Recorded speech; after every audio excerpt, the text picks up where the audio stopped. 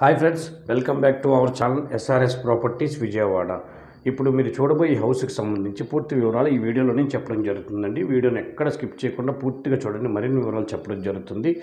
అలాగే ఇప్పుడు మీరు చూస్తున్న ఈ హౌస్ వచ్చి వెస్ట్ ఫేసింగ్లో ఉందండి.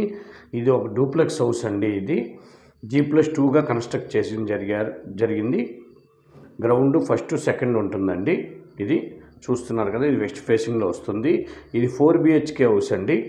4 బెడ్రూమ్స్ ఉంటాయండి. ఈ హౌస్లో చాలా రిచ్గా ఉంటుందండి కన్స్ట్రక్షన్. ఇది చూస్తున్నారు కదా, ఈ కిచెన్ ఇదంతా చాలా బాగుంటుందండి. సొంతగా ఓన్ కన్స్ట్రక్షన్ అండి.